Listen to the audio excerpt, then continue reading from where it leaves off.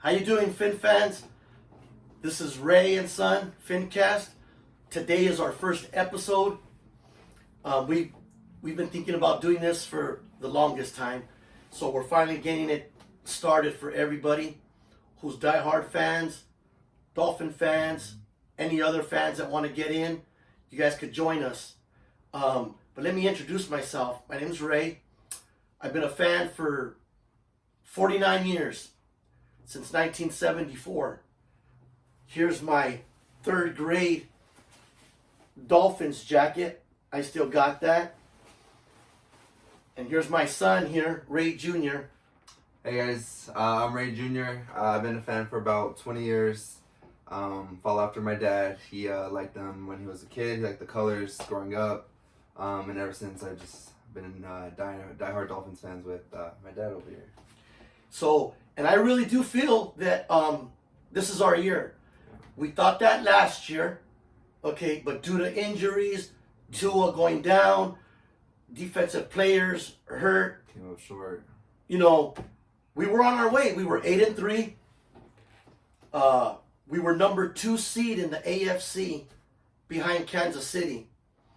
And I thought last year was the best roster we had in decades. Okay? Well, I really do feel that this roster is better than last year's. That was even way better. Yes. The free agents that we've brought in, Braxton Berrios from the Jets, Dan Sweeney from the Jets, the lineman. Jalen Ramsey from the Rams. Can't leave him out. That was our first pick. And another one that I'm very impressed of is Mike White, who we got from the Jets. Yeah. Let me tell you something. I was glad that Mike White didn't play us the last game of the season. For some reason, that boy impresses me. I'm glad we played Zach Wilson instead of Mike White. And believe it or not, Mike White was a diehard Dolphins fan as a kid. Also, Braxton Berrios was also on our team now, a former Jet. He was also a diehard Dolphin fan and a Miami Hurricane fan who he ended up playing for the U. And not only that, this is the first year my son and I are in the process of purchasing season tickets this year for the Dolphins. And as you can see, here's a note card from my ticket agent, Clarissa, who's in the process of making that happen. So this is our Dolphin room. We will give an introduction to it of what's in here. Very, very valuable merchandise straight from the locker room. I have jerseys up here that were actually worn by the players. Jason Taylor, Hall of Famer.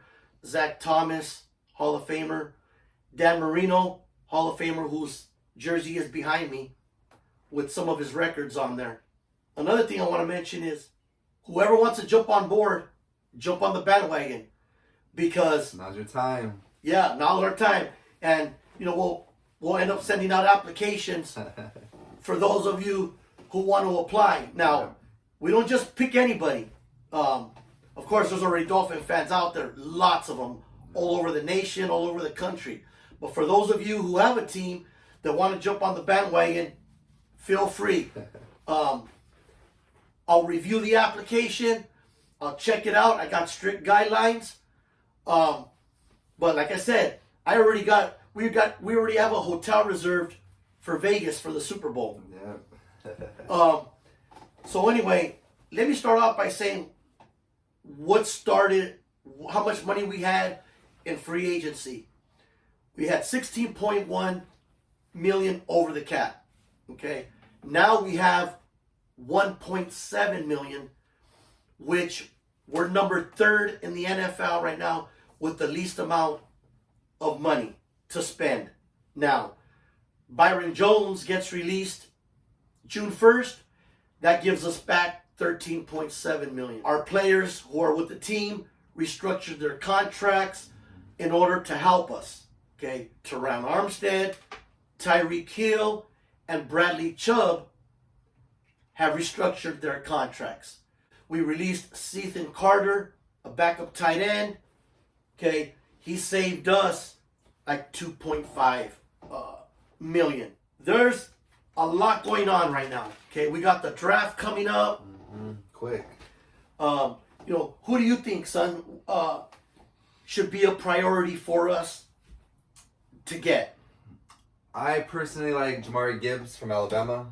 Exactly. I think he can be a real help towards Tua on the offense, kind of give it a little spark. I do like Mostert and Wilson as a 1-2 punch, but Jamari Gibbs is electric. I've seen highlights back when he was in Alabama, so I really think he'll be a good choice for us. Yes, and not only that, Gibbs, he was the leading rusher and the leading receiver for Alabama last season, and he would fit Mike McDaniel's offensive scheme to the T. Now, I think the only way we're going to be able to get Gibbs is if we move up to the first round.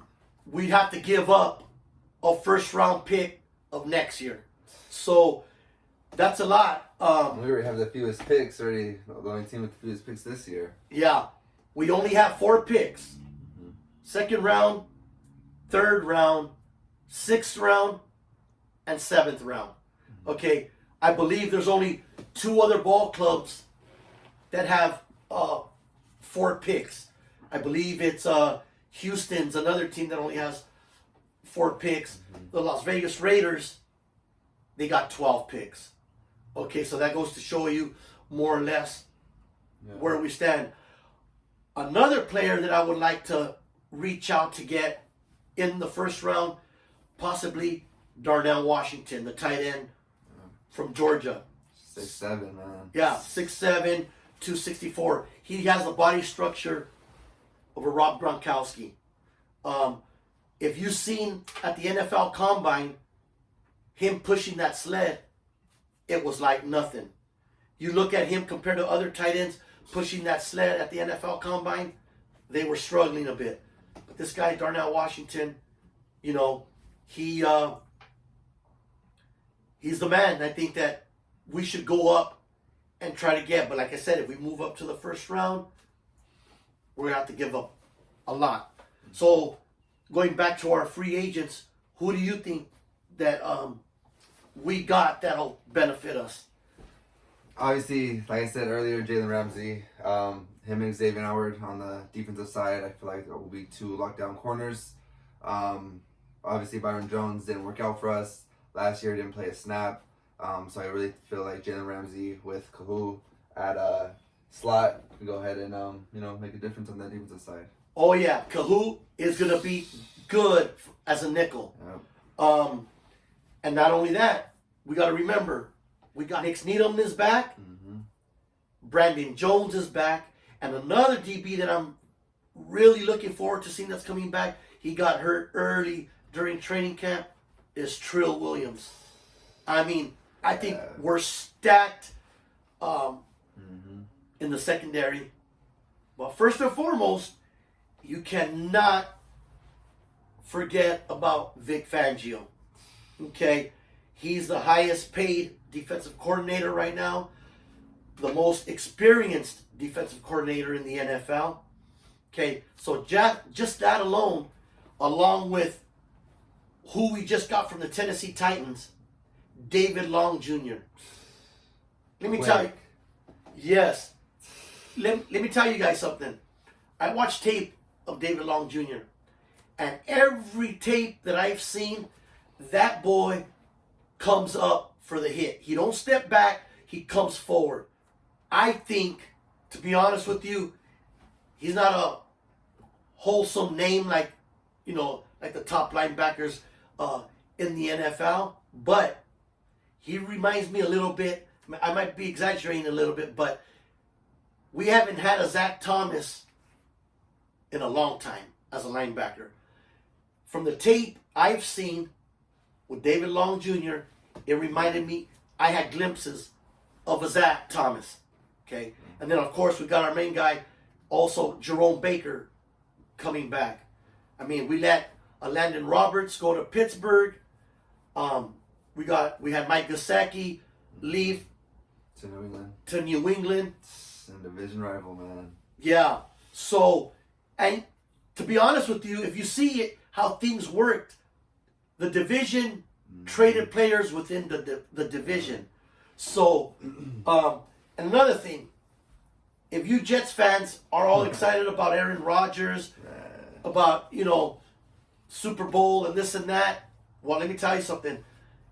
Aaron Rodgers, he's, I'm not going to take nothing away from him. Talented quarterback. He rolls out. He could throw the same, just like rolling out. Like all the mechanics he got. Yeah, like in the pocket. Okay, but I'm telling you guys, I think we're going to be the team to beat this year in the AFC East. Buffalo doesn't scare me no more. As you can tell, we had them beat with a third-string quarterback, Skylar Thompson, in the playoffs. Almost. Yes. Okay, so that goes to tell you something. Like I said, people, we're going to be doing this every Sunday. Stay tuned. There's a lot of excitement going to be going on in this podcast. Oh, yeah. If you guys think that Stephen A. Smith speaks up, well, I got something for you guys. Like I said, I've been a fan for 49 years, okay? I live and die Miami Dolphins 24/7. Oh, yeah. In season, off season, me and my son sit down. We discuss everything that's going on within the organization, within the finances, within certain players. I got every player along this room posted up.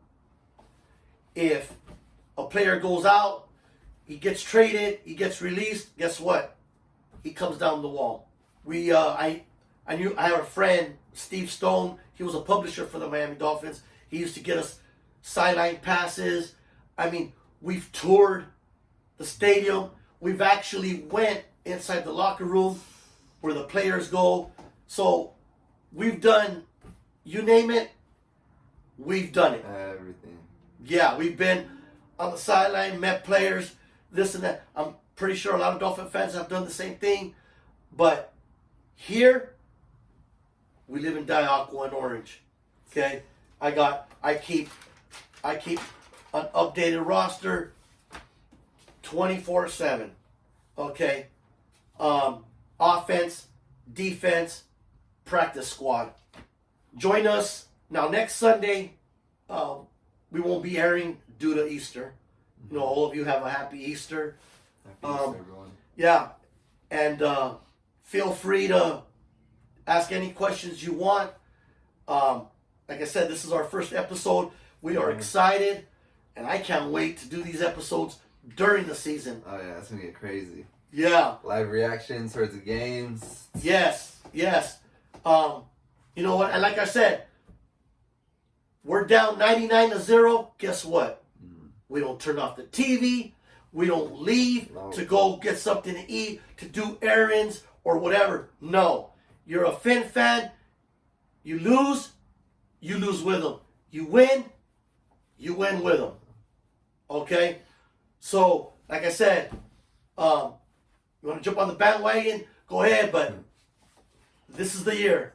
And don't be surprised if you see us play Kansas City on the opener Thursday night. Oh, I'll be ready for that. Yeah. Man, I hope so. And and I can guarantee you also that they'll be showing us nationally on TV, I would say at least 3 to 4 games this year.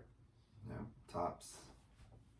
So, anything you would like to say to finish this podcast? Thank you guys for joining. Like I said, this is my first dad's first episode. I hope you guys tune in. Like I said, it's just Dolphins talk. And yeah, I hope you guys, enjoy our episode. And to the right, for those of you who are, there's a Dan Marino signed helmet. Dan Marino officially signed that for me years ago at the Anaheim Convention Center. And just so you guys know, we're in Whittier, California. We're about 20 minutes away from Los Angeles. We'll be seeing you, Finn fans, in the draft. And we'll be talking to you soon. Peace.